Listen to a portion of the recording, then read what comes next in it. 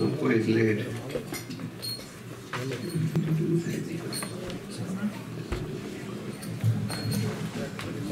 Hare Krishna, everyone. Hare Krishna. So we have with us today His Holiness Gopal Krishna Goswami Maharaj. So His Holiness Gopal Krishna Goswami Maharaj ki. How many of you don't know who's Gopal Krishna? Okay, we don't need his introduction anyways. He's our spiritual master with us in Calgary today. You're all, I can see, very newcomers today. Thank you all for coming to ISKCON Calgary. Thank you so much. Please keep on coming every Sunday. And I'll just, without wasting time, I'll ask Maharaj to start with the class. The lecture today's lecture will be on 50th anniversary. This year we are celebrating ISKCON, is celebrating 50 years of ISKCON's inauguration. So Guru Maharaj will be giving a brief lecture on that. Hare Krishna. Hare Krishna. Hare Krishna.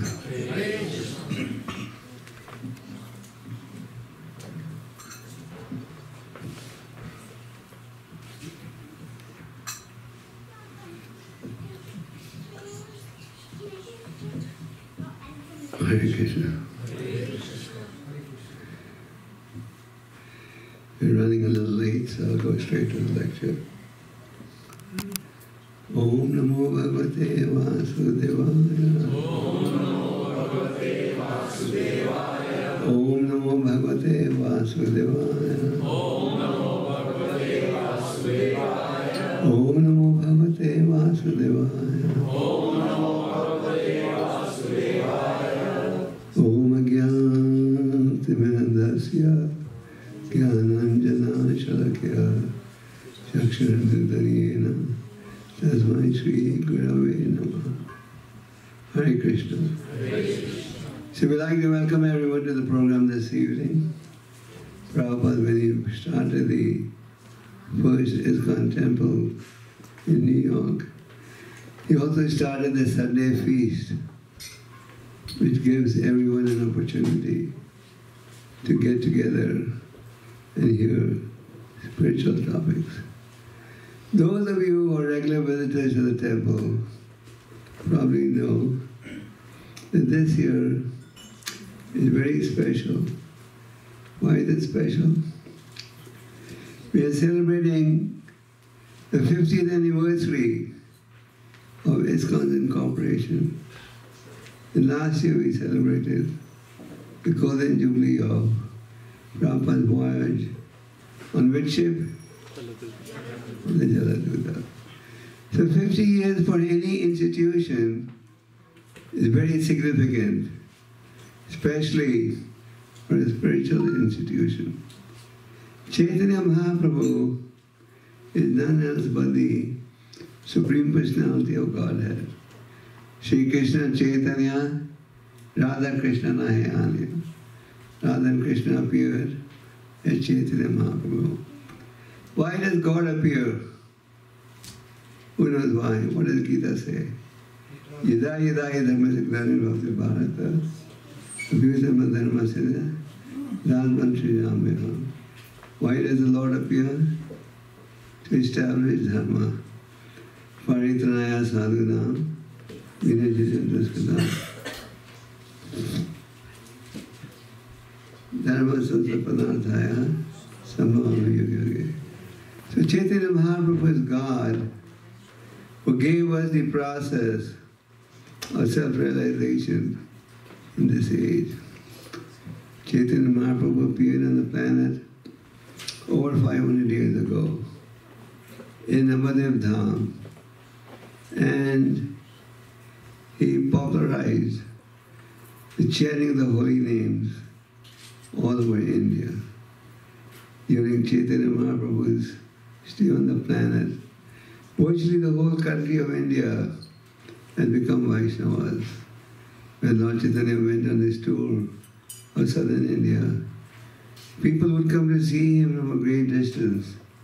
By seeing him, they would get inspired to chant.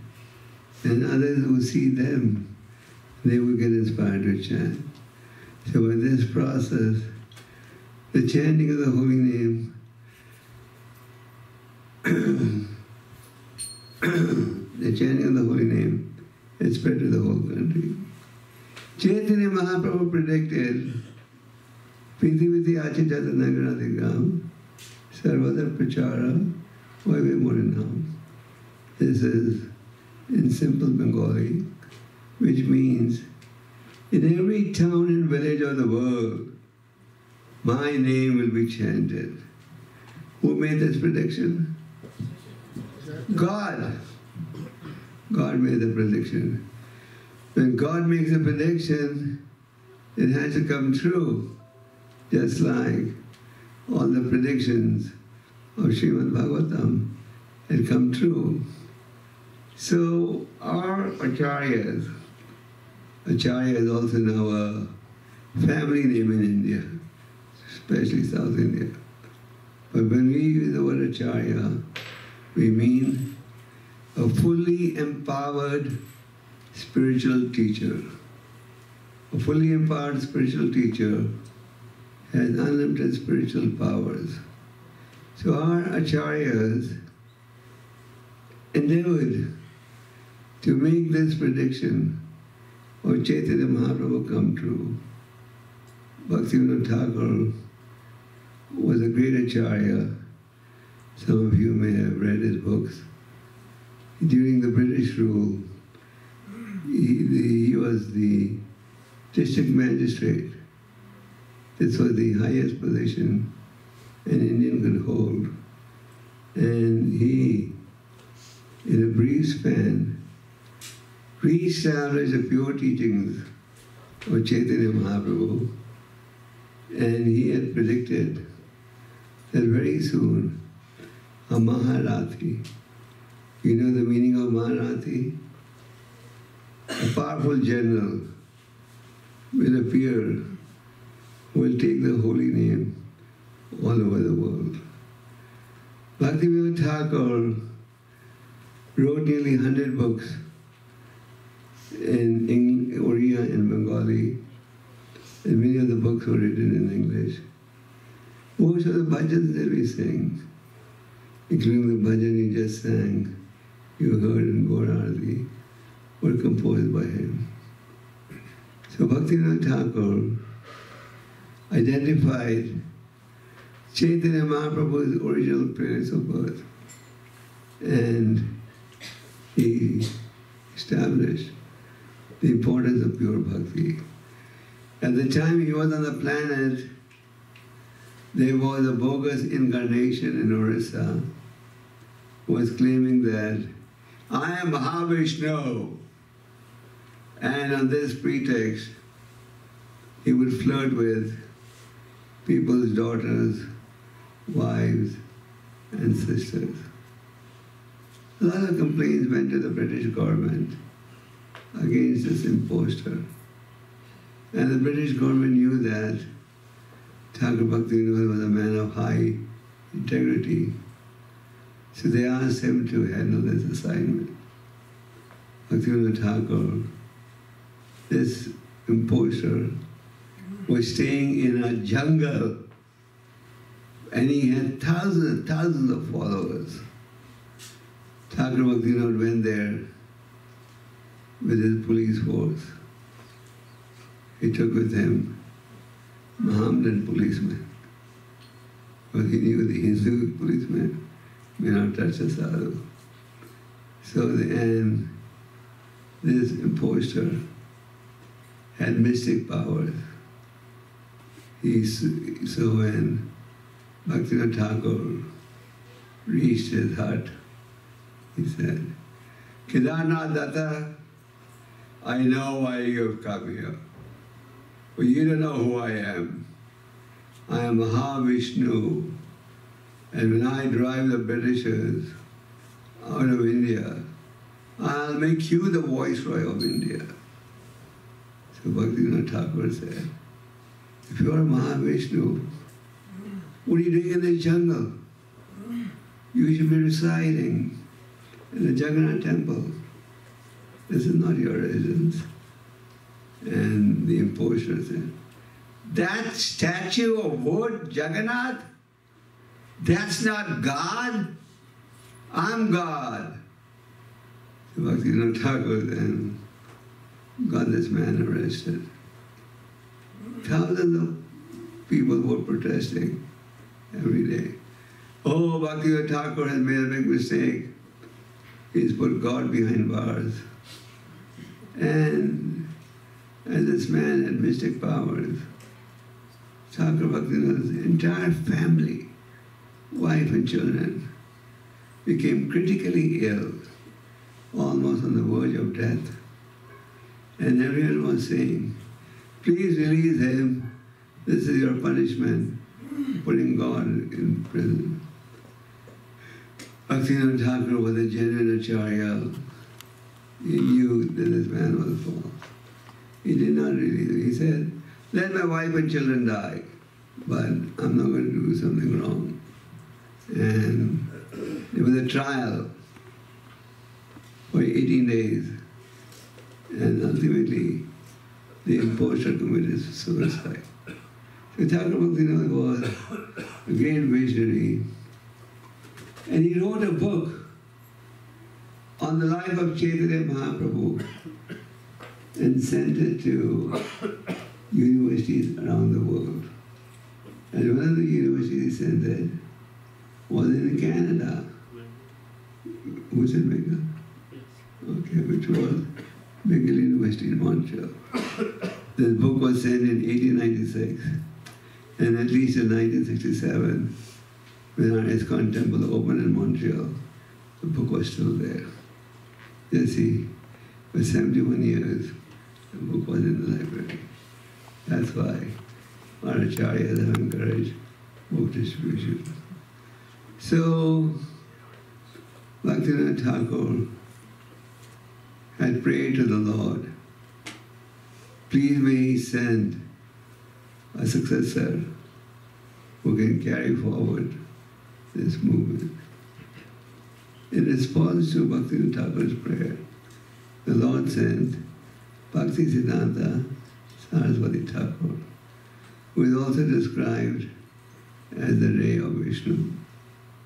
Bhaktisiddhanta Saraswati Thakur was a very empowered preacher, staunch brahmachari, never used a mirror in his life, never sat with his back to the wall, and who founded the Gaudiya Math.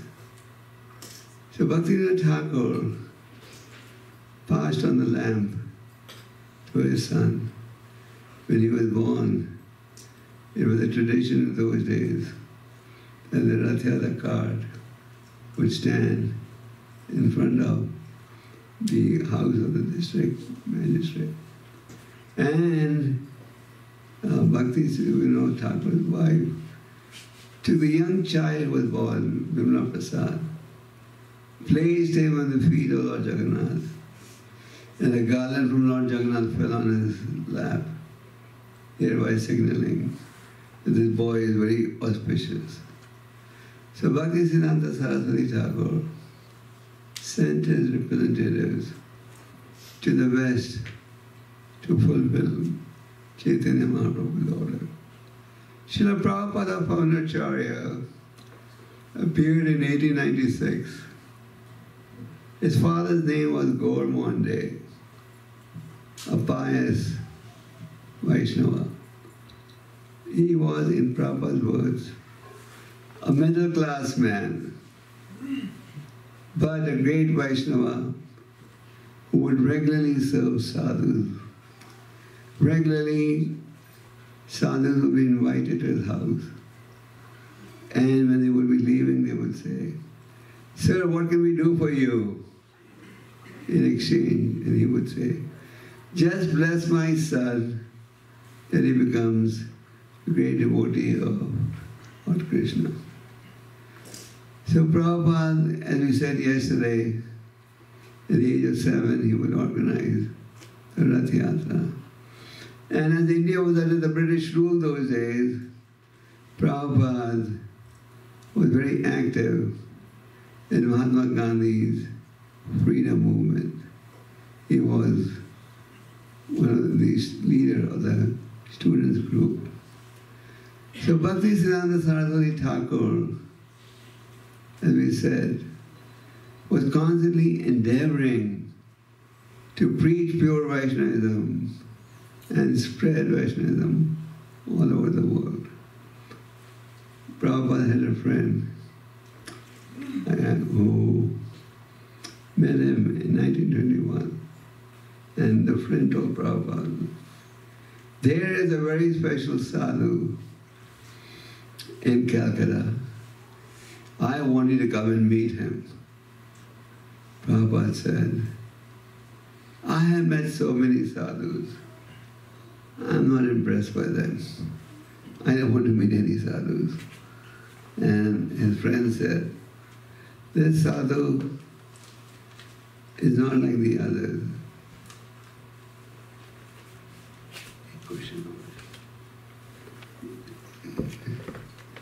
One more question. I'm sorry. No, give me one more question. He said, this sadhu is not like the others. He's very special. So Prabhupada went to meet Bhaktisiddhantaji in 1921 at the Gaudiya Math in Calcutta. Bhaktisiddhantaji could see that this man is very special, namely Prabhupada. He could see that this man is empowered. So he said in the very first meeting, you are an educated young Indian man. Take these teachings of Lord Chaitanya to the Western countries. There is another order that Chaitanya Mahaprabhu gave to the Indians. What is that order? Bharata Bhumi Vidhayaka. Whoever is born in this land of Bharatvarsha must perfect his life and others also. So Bhaktisiddhantaji quoted this verse and said, you speak very good English. Take Lord Chaitanya's teachings to the Western countries. Prabhupada argued, who is going to listen to our message in the West? First we should make our country, India, independent. Then people will listen to our message. And Bhaktisiddhantaji said, real independence is not political independence, not economic independence, but independence from the what? Cycle of birth and death. That's the real challenge ahead of us. So he planted a seed in 1921 in Prabhupada's heart that Prabhupada had the mission of taking Lord Chaitanya's message to the Western countries. This was a big challenge. Prabhupada was in a position where he could not abandon his family and all of a sudden go to the West. But nevertheless, Prabhupada meditated and started preaching. In 1932, Prabhupada met Bhaktisiddhantaji in Bombay. Prabhupada assisted the Gaudiya Math sannyasis in building the temple. And in 1935, Prabhupada met Bhaktisiddhanta Saraswati Thakur in Radhakund, where Bhaktisiddhantaji was leading a big parikram of Braj. They met in Radhakund.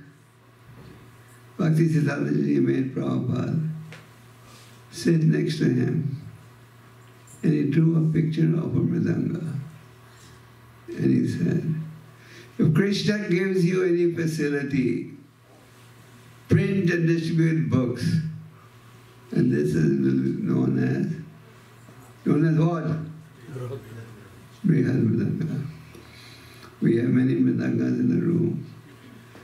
A mridanga's sound can only travel to a point. But book distribution in Calgary could be read in London and acted upon in some other part of the world. We have instances when someone purchased a book 5 years ago, didn't open the book for 5 years. After 5 years, opened the book, read the philosophy, and changed his mind. We have cases where somebody was on the verge of suicide. They read the Bhagavad Gita and they changed their plans. So these books have saved the lives of millions of people all over the world. So Prabhupada in 1936, before Bhaktisiddhanta Ji left the planet, he wrote a letter to Bhaktisiddhanta Ji, his spiritual master, and inquired, "You have so many nice disciples who are rendering so much service to you, but I haven't done much for you. Guruji, please tell me, what should I do? What is your order to me?" Bhaktisiddhanta Ji sent a reply. Prabhupada was in Bombay at that time, and Bhaktisiddhanta Ji was in Jagannath Puri. He sent a reply within 2 weeks, and the reply was sent just about 10 days before Bhaktisiddhanta Ji departed from the planet. So when Bhaktisiddhanta Ji said, "You are an educated young man who speaks good English. Take Lord Chaitanya's teachings to the Western countries." So this was this was Prabhupada's constant meditation. In 1944, he started a magazine called Back to Godhead. This Back to Godhead was not as flashy and presentable as today's Back to Godhead as. It was a simple 4-page magazine. Prabhupada said, Godhead is light and darkness is ignorance. Where there is light, there will be no darkness. This is based on a verse from the Chaitanya Charitamrita, which is said, Krishna Surya Sama Maya Hayadikara. Yahan Krishna Tahini Maya Hayadikara. Where there is Krishna, there will be no darkness, just like where there is sunshine. Where there is Krishna, there will be no Maya, just like where there is sunshine, there is no darkness. So in 1952, Prabhupada took sannyas. Then he spent some time in Jhansi and then moved to Radha temple in Vrindavan. When he was residing in Radha, Prabhupada was almost hand to mouth. And he was translating his books. This was his Guru's order. He had a small, broken typewriter. That's all that he could afford.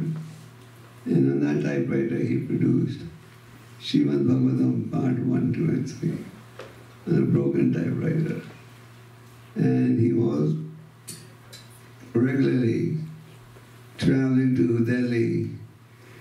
He would travel from Vrindavan to Mathura in a Tonga chariot driven by horses or a cycle rickshaw. Take a train, 3rd-class compartment to Delhi, and then go take a rickshaw and do the other work. This is how Prabhupada went on.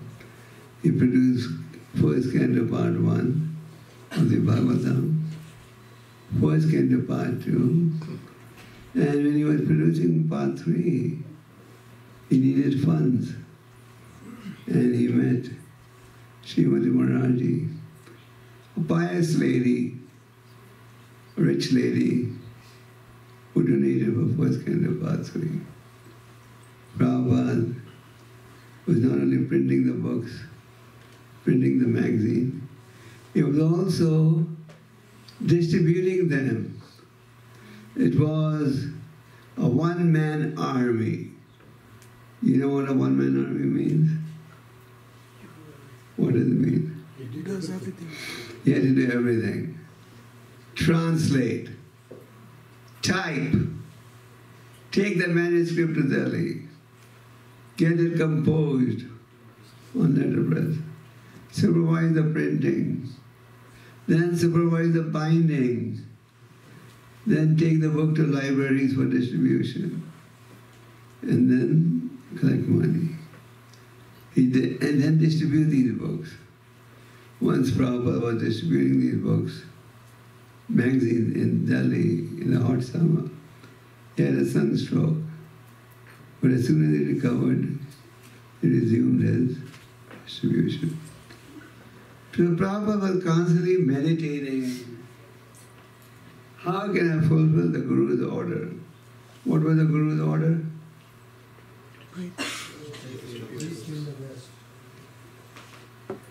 He was always meditating. How can I go to the West?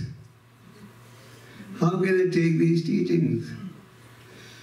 Many people were suggesting, go to England first. When India was a British colony, so the Indians had strong links with Britain. Prabhupada was meditating. How can I go to America first? He was meditating, how can I get to New York? And he would even contemplate which route to take, via Tokyo. So finally, Prabhupada met a friend of his in Mathura, whose name was Mr. Agarwal. This Agarwal was not some intimate friend of Prabhupada, a casual acquaintance, that's all. So Prabhupada met him by chance, wasn't a planned meeting. And this Mr. Agarwal was complaining to Prabhupada, my son went to America to study engineering and he got married to a white girl. So Prabhupada said, oh, your son's in America. Why don't you do me a favor? Get me a sponsorship. Because I want to go to America and take Lord Chaitanya's teachings to the American people. This Mr. Agarwal, in the past, had helped other sadhus also. So he wrote to his son, A.C. Bhaktivedanta Swami wants to come to America to present Lord Chaitanya's teachings. Please help him get a visa. Like all of you were probably searching for sponsorships when you first came to Canada. So Prabhupada was searching for a sponsorship. Those days to get an Indian passport and the visa was very tough. So within 3 months, Agarwal, his name was Gopal Agarwal, living in Butler, Pennsylvania. Have any of you been to Butler, Pennsylvania? No? Okay. It's a small town. And it was famous for a big steel mill that was there. I don't know if it's still there or not. And Mr. Agarwal was working in that steel mill. So, and he had an American wife and 2 young children. So, Mr. Agarwal met Prabhupada. He said, Swamiji, I've got an endorsement for you. The Indian Embassy has certified that you can go to America.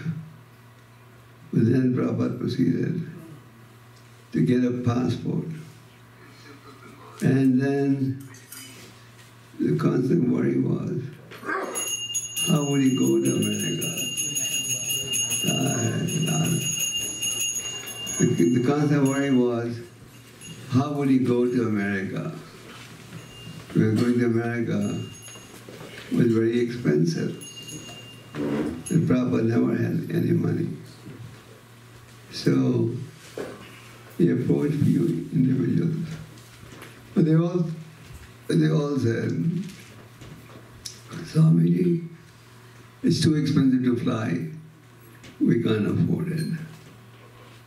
Someone told Prabhupada, there was a pious lady called Srimati Maharaj who had ships going to America. And maybe she could help. So Prabhupada went to see Mrs. Maharaj. First Prabhupada saw her secretary. His name was Mr. Choksi. And Mr. Choksi conveyed Prabhupada's request to Mrs. Maharaj. Mr. Maharaj told Choksi, tell that Swamiji, at this age he should not go to America. He may die over there. Let him stay in India and recite the Bhagavatam to me. She was very fond of hearing the Bhagavatam. Prabhupada said, can I meet her? So Prabhupada met her. She was arguing with Prabhupada. You're nearly 70 years old. At this age you'll go to the West? And you've never seen snow in your life? But Prabhupada was insistent. No, it's my Guru's order. I must go. Finally, she relented and agreed to give Prabhupada a free voyage on Jaladuta, a cargo ship. The word Jaladuta now has become so famous in ISKCON that last year, every temple in ISKCON had a big celebration and had a Jaladuta ship made. So, Jaladuta was a cargo ship. Have any of you traveled on a cargo ship? It wasn't a luxury liners that you see. And there was a pious man who was captain of the ship. So Prabhupada sailed on the Jaladuta on August 13, 1965. The ship departed at 9 a.m. from the port of Calcutta. And before departure, Prabhupada went to Mayapur to get the blessings of his Guru, Chaitanya Mahaprabhu. So, it was a 37-day journey to New York. And I don't know, have any of you traveled by ship? All of you are big people fly by plane. The poor people go by ship. Okay, so sailing the ship, you get seasickness, vomiting. So Prabhupada had a lot of vomiting. He had taken with him the Chaitanya Charitamrita in Bengali, which he was reading throughout. On the 13th day of the voyage, Prabhupada had a heart attack. Imagine a heart attack on a ship where no one is around you. And he had a second heart attack. Fortunately, they were not major attacks, but minor attacks. So Prabhupada was feeling his mission will not be successful, and he'll soon go back to India. But then the Lord is in everyone's heart. Ishvara sarva bhutanam hrideshe rajunate sati. Krishna is in our heart. He understands what we want. If you want to remember him, then he guides you to an appropriate sadhu or association. And if you want to forget him, he guides you to a worldly environment where you can easily forget him. So the Lord knew that the Prabhupada was in anxiety. So he appeared to the Prabhupada, a pure devotee, in a dream. In that dream, there was a boat pulling the ship in which Prabhupada was traveling. And in that boat, there was someone important rowing it. Who was that? Krishna. Krishna was personally rowing the boat. And the demigods were all there. And they showed Prabhupada. Lord said, Abhay, don't worry. Your mission will be successful. So you may say, do our dreams have value also? I dreamt that I should stop chanting Hare Krishna. But the answer is no. When you become a pure devotee, your dreams have value. But in your conditioned stage, you don't take instructions in a dream, but you take instructions from a bona fide spiritual teacher. So Prabhupada then arrived in New York, in Boston, on September 17th, 1965. He arrived in Boston. When the ship landed in Boston, the captain of the ship, Pandey, took Prabhupada on a sightseeing tour of Boston. And Prabhupada saw that people were so engrossed in sense enjoyment that he began to wonder, is anyone going to listen to my message of pure devotional service? And he wrote a poem, a very famous poem. Prabhupada was also known as Kavi, which means a poet. He wrote a poem in which he said, my dear Lord, you have brought me here, but who is going to listen to my message?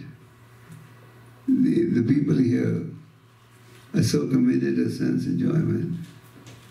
But then Prabhupada said, but my dear Lord, I'm a puppet in your hand. Make me dance as you want. And when Radharani is mercy, anything is possible. Like Chaitanya Charitamrita says, by the mercy of Chaitanya Mahaprabhu, a blind man can see, a deaf man can hear, a lame man can cross mountains, and a dumb man can what? Speak, not jump, can speak. So, anything is, and by the mercy of the Lord, difficult things become easy. And without the mercy of the Lord, easy things become difficult. So Prabhupada wrote in that poem, my dear Lord, you brought me here. Make me dance as you see fit. I'm a puppet. And by Radharani's mercy, anything is possible. So Prabhupada arrived in New York. On which date? 18th. September 19th. September 19, 1965. And as soon as he landed in New York, the first thing he did was book his passage to come back to India. Prabhupada went to America on a 3-month visa. That's all. 3-month non-extendable visa. And as soon as he landed there, he booked his passage to come back. Then Prabhupada was taken to, he took a Greyhound bus. Any of you have taken Greyhound buses? Yeah, okay. So Prabhupada traveled in the Greyhound bus too. He took a Greyhound bus from New York to a stop near Butler. And then Gopal came and picked up Prabhupada. Prabhupada arrived at around midnight.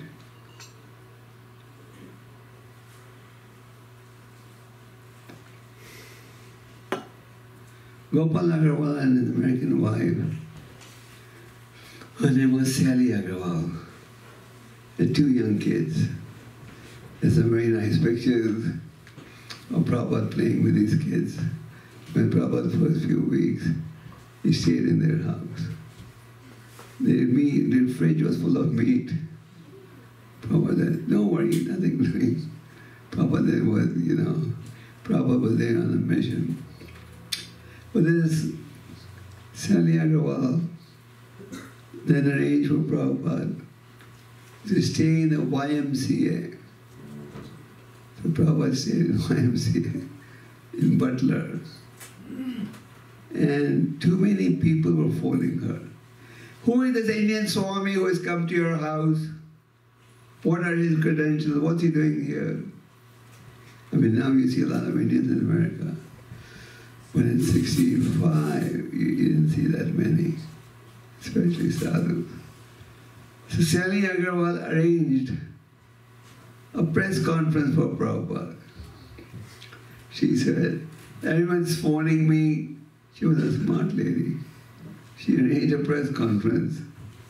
And in that press conference, she presented Prabhupada as a Sanskrit scholar from India, who has translated many books. So next day, in a local newspaper called the Butler Eagle. Anyone ever read the paper? Butler Eagle. There was a front page article, I'm not sure which page, which showed Prabhupada with the Bhagavatams he took with him to America. Prabhupada had printed first canto in 3 parts before he went abroad.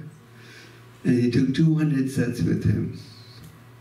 So the Butler Eagle presented Prabhupada with a picture of him holding the Bhagavatams and as a prominent Sanskrit philosopher. This article was read by one American professor. He was a professor of philosophy in a college near Butler, Pennsylvania. And you know what the name of the college was? Real funny name. The name was Slippery Rock College. You can only get these names in America. Slippery Rock College. So that professor phoned Sally Agrawal and said, I hear a Swami is staying in your house. Can I call him to give a lecture to our American students? So Sally Agrawal came to Prabhupada and said, there are few American students. A professor was to invite you to give a class to the students. So when Prabhupada heard that he had an invitation to give a lecture at an American college, he was very happy. After all, what did Prabhupada go to America for? To preach to the Americans. So Prabhupada gave a lecture, and after the lecture he would always say, any questions? And they asked such intelligent questions that Prabhupada was very impressed. And Prabhupada thought, these people are ready for Krishna consciousness. And then Prabhupada left the YMCA and proceeded to New York. He left India with only 40 rupees in his pocket. On the journey to America, he sold the Bhagavatam set. To whom? To whom? The captain of the ship. He sold him the set for $20. So Prabhupada had $20 plus about $6, $7 he took from India. That's all he had. And he from Pennsylvania, he decided to go to New York. So Prabhupada came to New York. He had a letter of introduction to one Dr. Mishra in New York.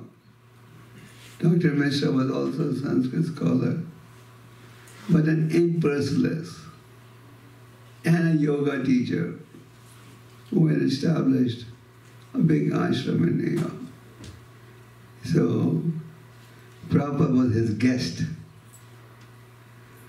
And Prabhupada was also a very good cook. So Prabhupada would cook for him, and his health recovered a lot.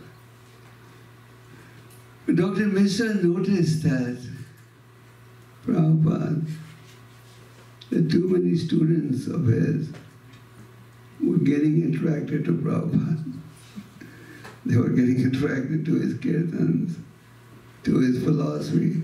And Prabhupada's philosophy was the opposite of Dr. Mishra's philosophy. So finally Dr. Mishra told Prabhupada, Swamiji, you should go and stay somewhere else. So Prabhupada literally had to leave that place. And then Prabhupada lived at different locations. He lived at different locations. At one time he was living in the Bowery. The Bowery, as you know, is a place in New York famous for drunkards. Mainly the drug addicts live there. We stayed there because he had no choice. Then, at the same time, Prabhupada started his preaching. In New York, there's that famous Tompkins Square Park. Have any of you been there? If you go there now, you see a big plaque saying that. This is the tree under which A.C. Bhaktivedanta Swami started his movement. In those days, America was involved in the Vietnam War, and the drug culture was rapidly expanding. Why does the drug culture expand?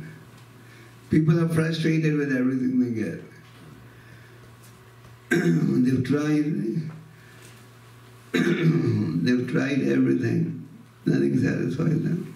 Then they think, let's take drugs, LSD and all that. I mean, those days, these were all illegal.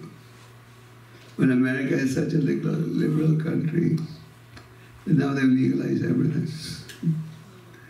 They've legalized gay marriages, lesbian marriages, change of gender, and drugs. Many states have legalized it, marijuana. So, people who used to take a lot of drugs. So Prabhupada made a pamphlet, chant Hare Krishna and stay high forever. Because people were taking drugs, which made you feel high for some time, but then you're back to square one. So you don't feel high for long. Prabhupada made a slogan, chant Hare Krishna and stay high forever. So Prabhupada started his kirtan in Tompkins Square Park. Slowly, slowly, devotees came. They were all Americans. And they knew nothing about Krishna. They had never heard anything about Krishna. But Prabhupada introduced them. And slowly, slowly, Prabhupada got a following. Then Prabhupada was meditating. Now we should incorporate our society. Because previously there was no organization. There was no structure.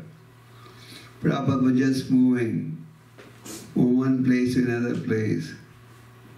But Prabhupada, when he saw that some sincere souls are coming, he wanted to organize the society. So he was debating, what should we call our society? Many people said, call it the International Society for God Consciousness. They said, if you call Krishna, nobody will join you. When Prabhupada's preaching was expanding, he had a meeting with the so-called Swamis of India who were settled in New York. They were telling Prabhupada, Swamiji, get you to America, you don't know America. If you wear dhoti kurtas and preach like this, nobody will join you.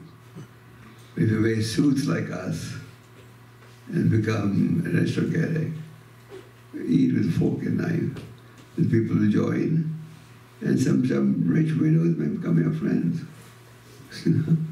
But Prabhupada had gone there to preach the pure message of the Parampara. So Prabhupada said, no, God is too vague. He said, International Society for Krishna ISKCON. So finally, with the help of a lawyer called Carl Goldsmith, Prabhupada registered ISKCON in the city of New York on July the 13th, 1966. Prabhupada registered ISKCON. And Prabhupada wanted to open the temple, the first ISKCON temple, opened in New York, in which year? 1966. Prabhupada didn't have any money. Prabhupada told us once, I was a transcendental gambler. He took great risk. He didn't have a penny. And he wanted to open a temple in New York. Prabhupada had some American hippie followers. Prabhupada asked each of them, how much can they donate? And they all came up with a total commitment of $200 for the next month. So they took a storefront in New York. The rent was $125. That storefront was called the matchless gift. You know what matchless gift means? Matchless gift means a gift that has no competition, that is unparalleled. So the boutique was vacated, but those who vacated it, they forgot to rub that sign, matchless gifts. So devotees, when they saw that sign, matchless gifts, they said, boy, this is exactly what Krishna consciousness is. So for $125 a month, the first ISKCON temple opened in New York. And right opposite the temple was Prabhupada's residence, which was $75 a month. So Prabhupada took this. He only had the first month's rent in his pocket. But then Krishna went on supplying. And slowly, slowly, the movement expanded. The first ISKCON temple was in New York. The second in? Third in? Montreal, Canada. So this year we are celebrating the golden jubilee of ISKCON Incorporation. Now there are over 650 temples all over the world. Chaitanya Mahaprabhu's prediction that the holy name will be chanted in every town and village has come true. After establishing Krishna consciousness in America, Canada, Europe, Prabhupada concentrated on India. And then he went to the former Soviet Union. Prabhupada wanted a strong presence in Great Britain. So Prabhupada sent 3 of his American disciple couples, Shamsundar and his wife, Mukunda and his wife, and Gurudas and his wife. He specifically trained them and sent them to England, go and establish Krishna consciousness. These 3 American couples were very enterprising. They went to England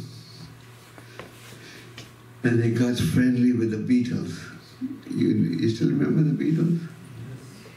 They were the demigods at one time. They were so popular. They were right on top of the charts. Especially they got friendly with Ringo Starr and John Lennon. I'm sorry. John Lennon and George Harrison. George Harrison was a very serious candidate. And on the Apple records, his label was Apple. At that time, there was no Apple computer company. So on the Apple label, he produced a tape which had all the bhajans sung by the lady Amna Mataji, including the Hare Krishna melody. That Hare Krishna melody record went on top of the charts all over Europe. And the Hare Krishna became like a household word. So, and then Prabhupada went to the Soviet Union. And today Krishna consciousness is spreading in every corner of the globe, including China. So, Prabhupada was a pure devotee who appeared to fulfill Lord Chaitanya's order, and due to his hard efforts, he established ISKCON. He gave us the pure teachings of Chaitanya Mahaprabhu. He did not see, he did not worry, oh, people may not come.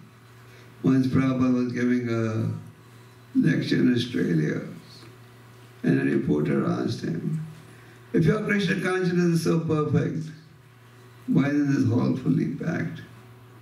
And Prabhupada said, when you're selling diamonds, only few will buy. But when you're selling imitation jewelry, thousands of people will buy. So he gave us a real diamond, that is Krishna consciousness. So please take to Krishna consciousness. Prabhupada's books have been translated. Prabhupada translated nearly 100 books in the English language. These have been further translated in over 80 international languages.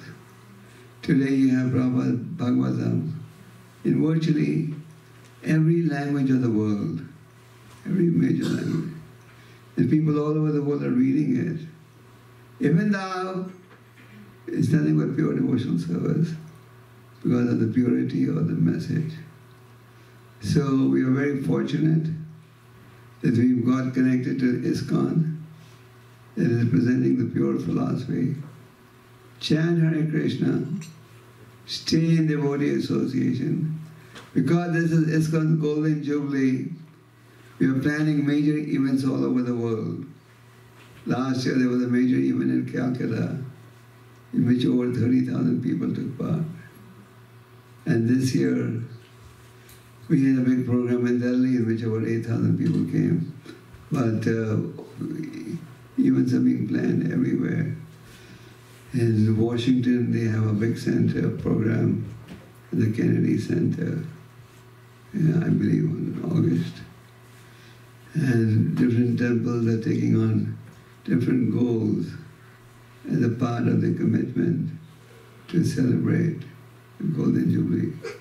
And many temples in America, they have made a target. We're going to increase our book distribution by 20% this year. So we should also make a commitment. We'll expand the preaching in Alberta, expand the preaching in Calgary, open more Bhagavad Gita, make more devotees, and inspire people to dedicate their lives.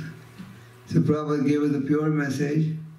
We chant Hare Krishna because this is the conclusion of the scriptures. Harinam, Harinam, Harinam eva kevalam. Hello, Naseva, Naseva, Naseva eva karinam. Read Bhagavad Gita and Bhagavatam because these are the main books that summarize the Vedic philosophy. And spiritual association is highly recommended. So please come every Sunday. How many of you come every Sunday to the Sunday program? Try and come every Sunday. Of course, we've seen one pattern. Many times, people do come, but they come just at prasadam time. Is that true? They don't come for the lecture or the arati. That's okay, keep coming, don't stop. But it's better if you come for the lecture, hear the philosophy, take part in the chanting, and thereby get purified. So please take the Krishna consciousness. This is the real diamond, and this is the path that will give you real happiness. People want happiness, but they do not know how to find happiness. Krishna explains, happiness and goodness is bitter in the beginning, sweet in the end. Happiness and passion is sweet in the beginning and bitter in the end, and which is derived of contact with the senses, the sense objects. So when you come to spiritual life, you hear the rules, hear the discipline. Sometimes we get a little worried. Oh, this is not for me, it's too bitter. It may be bitter today, but tomorrow it will become sweet. And on the other hand, happiness that is derived from activities of sense enjoyment, they may be sweet in the beginning, but they become bitter in the end. So please take the Krishna consciousness and perfect your life. Hare Krishna.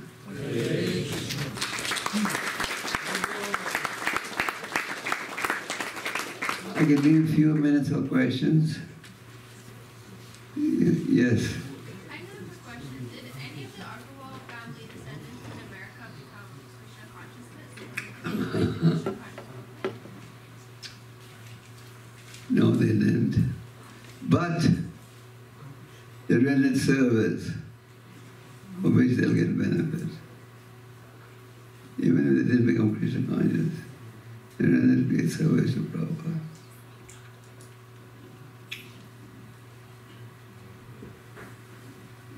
Any questions?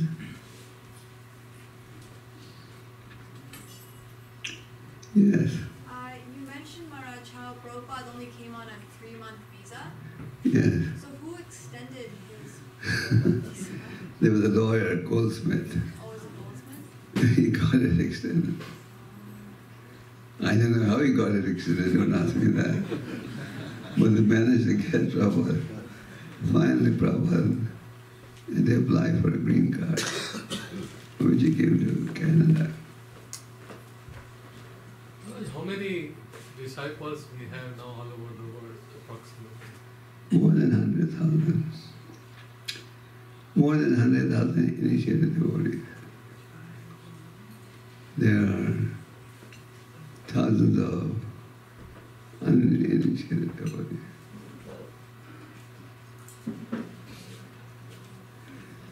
Krishna consciousness today is virtually in every corner of the globe, in Europe and everywhere.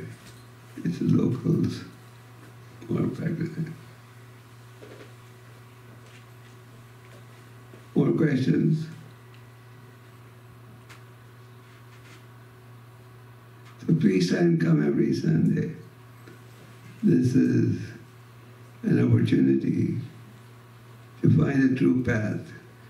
These days you may be living in Canada, but you know that wherever you live is nothing but misery. Birthday, disease, old age, don't spare anyone. And as the Bhagavatam says, there's danger at every step. Every step there's danger. So please be alert and be Krishna conscious. Thank you very much. And if you don't like hearing the lecture, please come every Sunday. Even if you want to come only for prasad, you're welcome. If you come for the lecture, it's better. But come for prasad at least. Hare Krishna. You wanted Atmanam? Atmanam, you wanted me to unveil that? Where is that?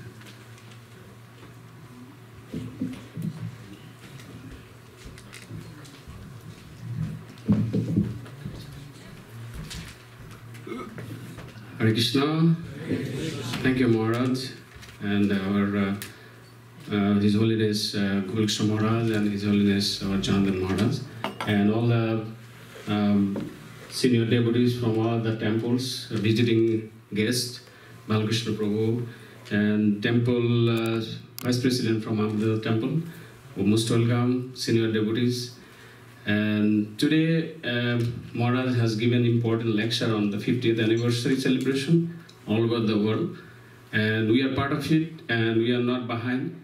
And today, with the Maharaj's blessing, we are taking initiative to do something, at least within our capacity, to celebrate that 50th anniversary, and Maharaj will now unveil one panel, and that panel will give us memory, give us bhakti, what Prabhupada bring in the West, and all he did, he exposed the bhakti, he actually make the bhakti accessible for us.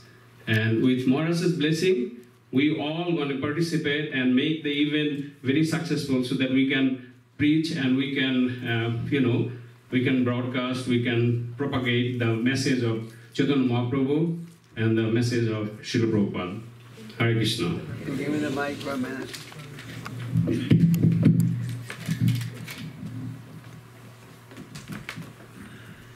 I have a question to the audience. Do you think that we should celebrate 50th anniversary in a big way? Yeah. You know there's a Rath Yatra coming up soon? Yeah. When is it coming up? Yesterday I spoke on Lord Jagannath, but all of you were not there. So all of you are planning on coming to the festival? Yes. Surely? Okay. So, this 50th anniversary is a great opportunity for us to celebrate and thank Prabhupada for what he has done for humanity. Prabhupada said, this movement will go on for the next 10,000 years. And after 10,000 years, good news. Kali Yuga will be so deep, you won't be able to preach. So we want you to preach only for 10,000 more years. Then you can retire. Okay. So, please take part in these celebrations. In all the Canadian temples, they're planning on doing something. Jai, His Holiness Gopal Krishna Goswami Maharaj ki Jai.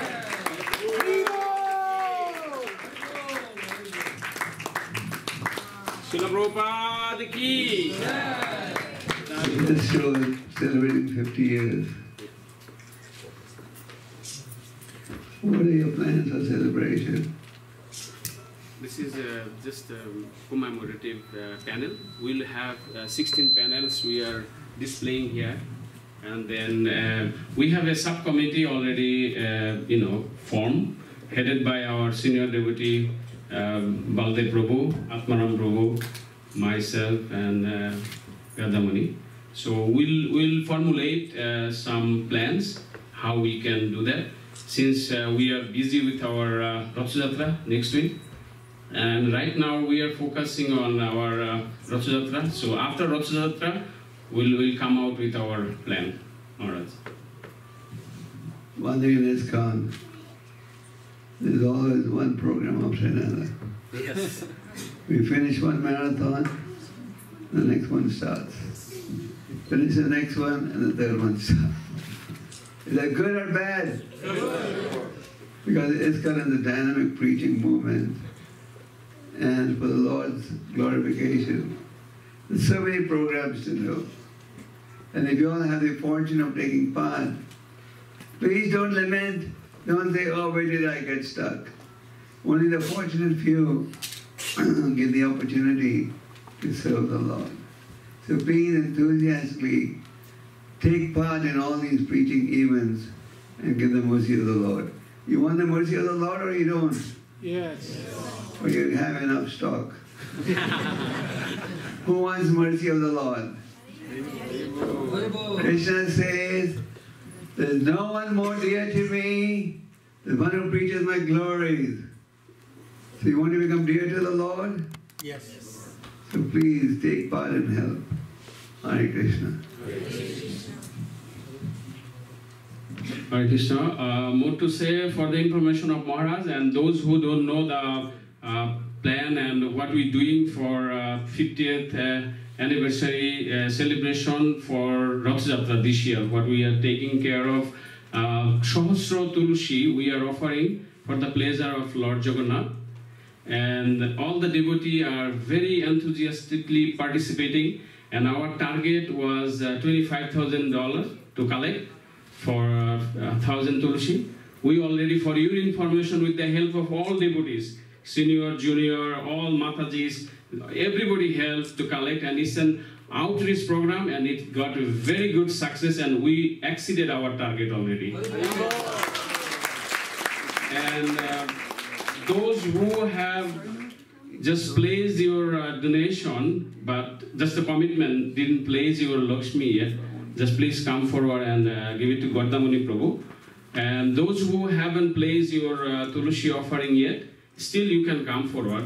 Nothing, late. It's never late. You can please Lord anytime you wish. And on the Rath Jatra day also, we'll go there and we'll announce. And whoever want to offer Tulushi, please come forward and see one of our volunteers will be busy with collecting Tulushi. So, Maharaj, with Maharaj's blessing, we hope our Rath Jatra will be very successful. And I again thank you everybody's cooperation. It was overwhelming support that I never even expected. It was like beyond my understanding. The success came in. So it's the help of all of you. And just I kindly request all of you, for Rath Jatra is only on Saturday, so we don't have any more congregation to be get together. So please do one favor, use the social media and scan or give our posters and the flyers so that everybody can participate. Our target this year is to be 5,000 devotees to be pulling the Rath Jatra card. And we are getting lots of good sponsors. You will be amazed, like GM is sponsoring us. And it's the first time. So that's a great success also. Some other business community. So you can buy GM cars, okay? Yeah. Yeah. So thank you for your support again. Hare Krishna.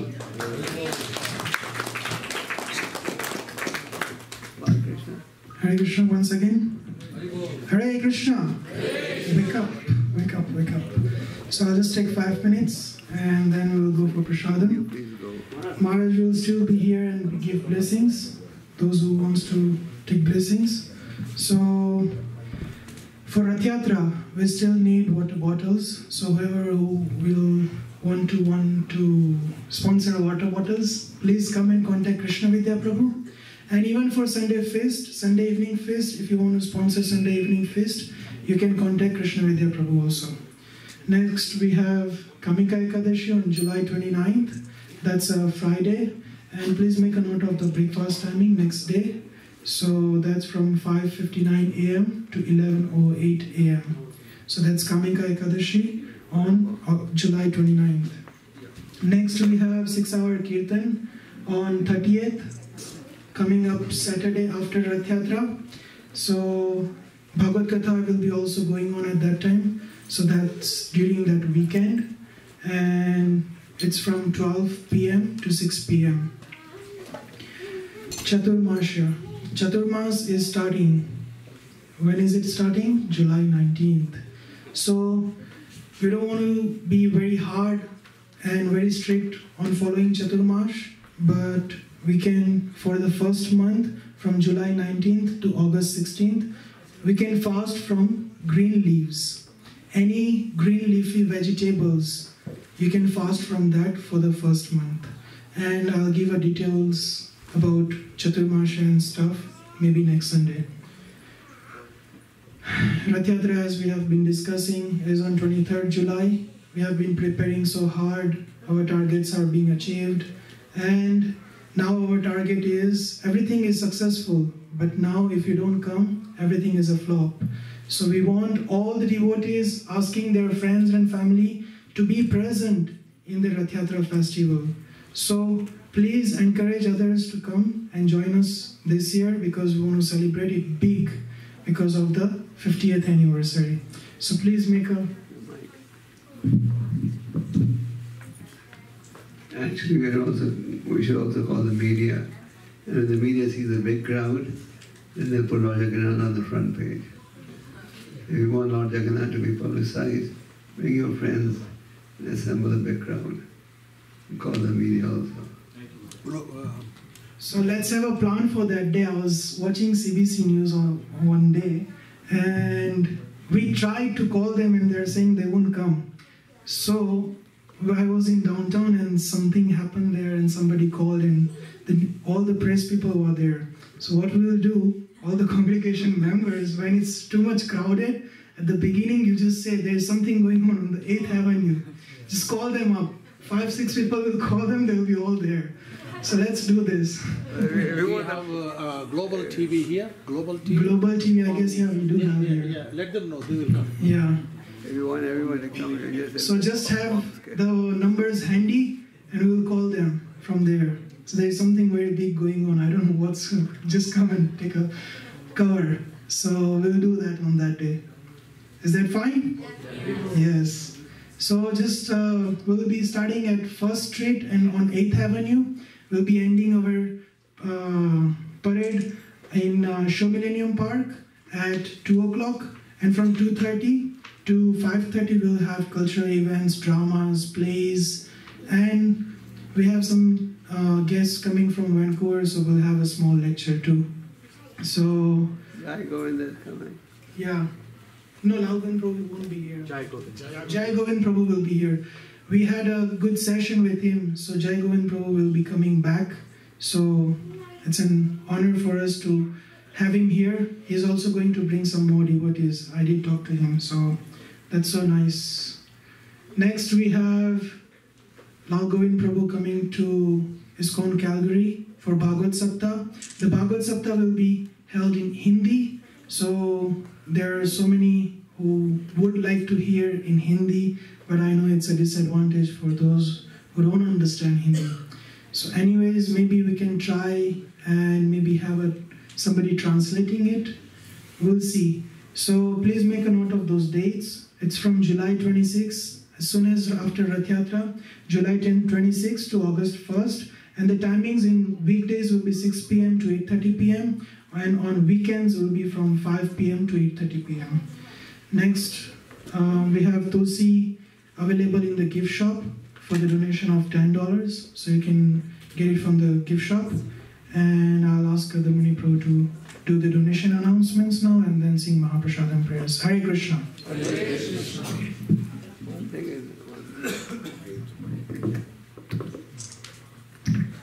One thing is that you're going to take Tulsi home. Please see that Tulsi is properly worshipped. You should not, and Tulsi should only be taken home. Your house is strictly vegetarian.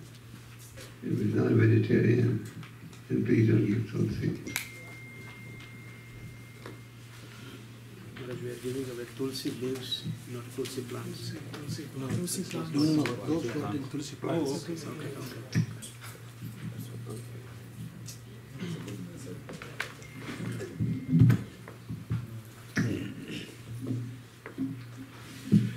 Hare Krishna. So thank you everyone for coming to a Sunday program and joining us in glorifying Shri Radha Mataji, Lord Srinathji, Shri Gaur Nitai and Srila Prabhupada. And special thanks to His Holiness Gopal Krishna Goswami Bhagavad Pad and His Holiness Bhakti Anugrah Swami Janardhan Swami, and all the devotees from New York, Ahmedabad, and senior devotees from Edmonton.